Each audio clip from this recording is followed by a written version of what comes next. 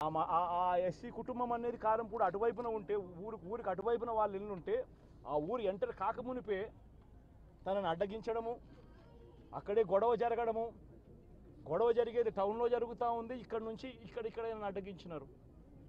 అసలు సిఐ అనే నారాయణ స్వామి అనే ఈ సిఐతో కనీసం ఎమ్మెల్యే కనీసం తటస్థ కూడా పడలేదు.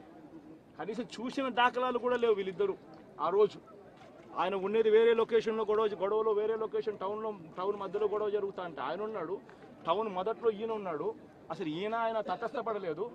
ఆయన మీద ఆ గొడవ జరిగేటప్పుడు రాళ్ళు ఇటువైపు నుంచి అటువైపు నుంచి పడ్డాయి. చిన్న రాయి ఏదో తగిలి ఉండొచ్చేమో బహుశా, కానీ చిన్న రాయి కాబట్టి అసలు ఆయన మరుసటి రోజు అదే రోజు మెడికో లీగల్ కేసు కూడా పెట్టలా. అంటే ఎంత చిన్న ఘటన అది, జరిగిందో లేదో కూడా తెలియదు. మే 14న జరిగితే 9 రోజుల తర్వాత, అంటే మే 23వ తారీఖున ఆయనకి ఏదో జరిగిందన్నట్టుగా ఆ సిఐ హత్యాయత్నం కేసు పెట్టడం జరుగుతూ ఉంది రామకృష్ణ. అంటే కనీసం సీన్లో కూడా లేని వ్యక్తిని. ఇది అన్యాయం కాదా అని అడుగుతా ఉన్నా. అసలు ఇన్సిడెంటే జరిగిందో లేదో కూడా తెలియదు ఆయనకి. ఇన్సిడెంట్ నిజంగానే జరిగిందంటే మే 14న ఆయన జరిగిందంటే మే 15వ తారీఖునే మెడికో లీగల్ కేసు ఎందుకు పెట్టలేదు? 17వ తారీఖున సిట్ వేసింది కేంద్ర ఎన్నికల సంఘం. 17వ తారీఖు నుంచి 20వ తారీఖు వరకు పల్నాడు ఏరియాలో ఆ సిట్ బృందం తిరిగి ఇన్సిడెంట్ జరిగిన ప్రతి అంశం మీద రిపోర్ట్ ఇచ్చింది. ఆ రిపోర్ట్ ఇచ్చిన దాంట్లో, ఆ సిట్ ఇచ్చిన రిపోర్ట్లలో ఎందుకు ఈ అంశం రాలేదు? మరి ఈ రకంగా ఒక మనిషిని హత్యాయత్నం కేసు మీద బిగించడం ధర్మమేనా? ఇంకొక కేసు కూడా తన మీద హత్యాయత్నం కేసు పెట్టాడు. మే 13వ తారీఖున ఎన్నికల సమయంలో పాల్వాయి గేట్ అనే పోలింగ్ కేంద్రం దగ్గర తాను అక్కడికి వెళ్ళినప్పుడు జరిగిన ఘటన మీద అసలు ఎందుకు ఆ ఘటన జరిగింది? ఎవరైనా కొద్దో గొప్ప కనీసం ఆలోచన చేసేవాళ్ళు ఎవరైనా ఆలోచన చేయాలి కదా.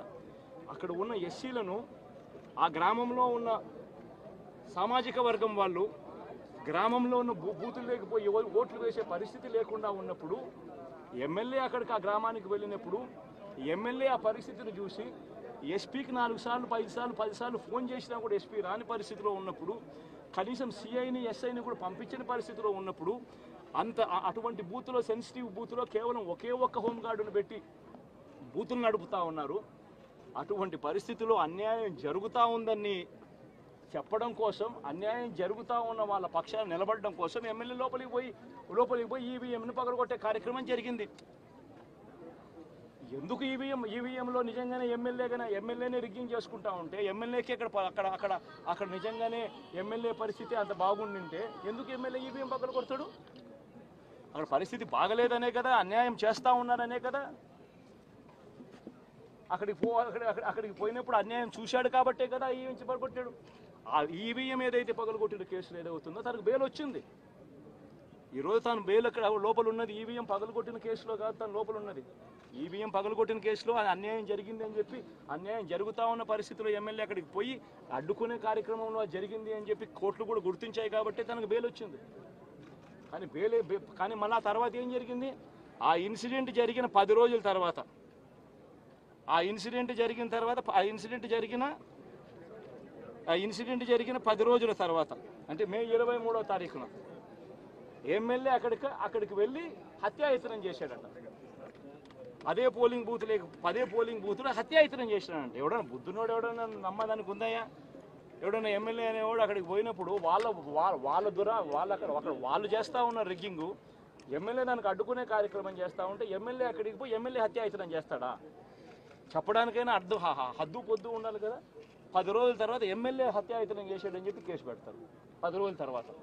ఇప్పుడు నిజంగానే అటువంటి ఇన్సిడెంట్ జరిగిందంటే సిట్టు 17వ తారీఖు నుంచి, మే 17వ తారీఖు నుంచి 20వ తారీఖు లోపల మధ్యలో ఇచ్చిన రిపోర్ట్లో, ఆ సిట్లో అది చెప్పాలి కదా, ఇది జరిగింది, ఎమ్మెల్యే అనే వ్యక్తి హత్యాయత్నం చేసే కార్యక్రమం చేశాడు అని చెప్పి రావాలి కదా. మరి ఎందుకు సిట్ రిపోర్ట్లో రాలేదు?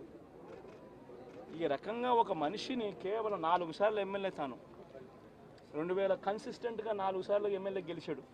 2009లో గెలిచాడు, 2011లో గెలిచాడు, 2014లో గెలిచాడు, 2019లో గెలిచాడు. ఒక మనిషి కన్సిస్టెంట్గా 4 సార్లు ఎమ్మెల్యేగా గెలుస్తూ వస్తున్నాడు అని అంటే ఆ మనిషి మంచోడు కాబట్టి గెలుస్తూ వచ్చాడు, ఆ మనిషి మంచోడు కాబట్టి ప్రజలు ఆశీర్వదిస్తూ వచ్చారు. అటువంటి వ్యక్తిని తీసుకొని వచ్చి తప్పుడు కేసులలో ఈ మాదిరిగా బిగించడం ఎంత మటుకు ధర్మం? ఈరోజు ఈ యొక్క రామకృష్ణారెడ్డి ఒక పరిస్థితే కాదు, రాష్ట్ర వ్యాప్తంగా ప్రతి గ్రామంలోనూ కూడా ఇదే కార్యక్రమాలు జరుగుతూ ఉన్నాయి. ప్రతి ఒక్కరూ కూడా వాళ్ళ స్థాయిలో రెడ్ బుక్స్ అని చెప్పి రెడ్ బుక్లు పెట్టుకొని ఉన్నారు. చంద్రబాబు నాయుడు స్థాయిలో చంద్రబాబు నాయుడు ఒక రెడ్ బుక్, లోకేష్ స్థాయిలో లోకేష్ ఒక రెడ్ బుక్, ఎమ్మెల్యే స్థాయిలో ఎమ్మెల్యే ఒక రెడ్ బుక్, మండల స్థాయిలో మండల నాయకుడు ఒక రెడ్ బుక్, గ్రామ స్థాయిలో గ్రామంలో ఇంకో రెడ్ బుక్, గ్రామ స్థాయిలో ఇంకో నాయకుడు గ్రామ స్థాయిలో ఇంకో రెడ్ బుక్లలో పెట్టుకొని ఏం చేస్తూ ఉన్నారు? అతి దారుణంగా అన్యాయంగా ఆస్తులు ధ్వంసం చేస్తూ ఉన్నారు. రాష్ట్రం మొత్తం దాన్ని చూస్తూ ఉంది, కానీ ఎవడు మాట్లాడడం లేదు. దొంగ కేసులు పెడతా ఉన్నారు, పోలీసులు ప్రేక్షక పాత్ర పోషిస్తూ ఉన్నారు. దొంగ కేసులు పెడతా ఉన్నారు, వాళ్ళే కొడతారు, మన ఇటువైపున కేసులు పెడతా ఉన్నారు. రాష్ట్రం మొత్తం ఇది చూస్తూ ఉంది. చీని చెట్లు నరికేస్తూ ఉన్నారు, ఆస్తులు ధ్వంసం చేస్తూ ఉన్నారు, కనిపిస్తూ ఉంది. ఎమ్మెల్యేలు ఏకంగా జేసీబీల మీద పొక్లేన్ల మీద ఎమ్మెల్యేలు స్వయంగా తిష్టేసి ఏకంగా పోయి బిల్డింగులు పగలగొట్టే కార్యక్రమాలు చేస్తూ ఉన్నారు. ఇంతటి దారుణంగా నిజంగా చేస్తూ ఉన్నారు అని అంటే ఎల్లకాలం ప్రభుత్వం మీది కాదు, ఎల్లకాలం రోజులు మీయే ఉండవు చంద్రబాబు, అది గుర్తుపెట్టుకో. మీ పాపాలు పండుతూ ఉన్నాయి వేగంగా.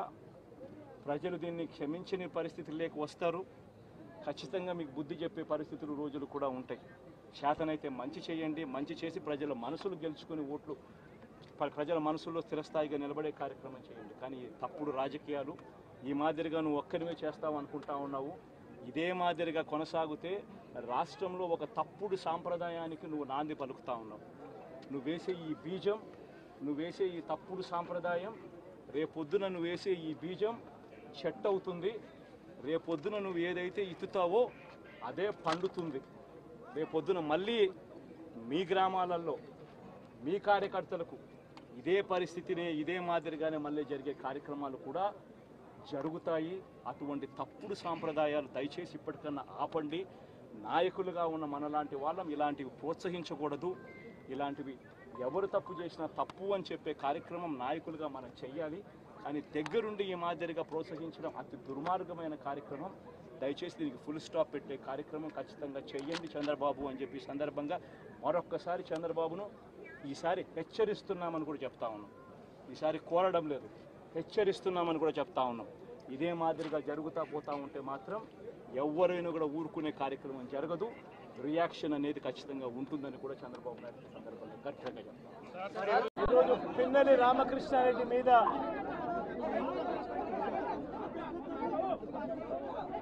తన మీద ఏకంగా 307 అంటే అటెంప్ట్ టు మర్డర్ లాంటి కేసులు పెట్టి ఏ రకంగా అన్యాయంగా తనను జైల్లో నిర్బంధించడం జరుగుతూ ఉందో కూడా చూస్తూ ఉన్నాం. ఈరోజు రాష్ట్ర వ్యాప్తంగా కూడా ఇదే కార్యక్రమాలు జరుగుతూ ఉన్నాయి. రాష్ట్ర వ్యాప్తంగా కూడా కేవలం తెలుగుదేశం పార్టీకి చంద్రబాబు నాయుడు గారికి ఓటు వేయలేదు అన్న ఒకే ఒక కారణంతో ఏకంగా ఆస్తులను ధ్వంసం చేస్తూ ఉన్నారు, దొంగ కేసులు పెడతా ఉన్నారు. వీళ్ళే కొడతారు, మళ్ళీ వీళ్ళే అటువైపున ఉన్న వారి మీద వాళ్ళు కొట్టారు అని చెప్పి కేసులు పెడతారు. ఇంతటి దారుణంగా ఈరోజు రాష్ట్రంలో పరిపాలన సాగిస్తూ ఉన్నారు.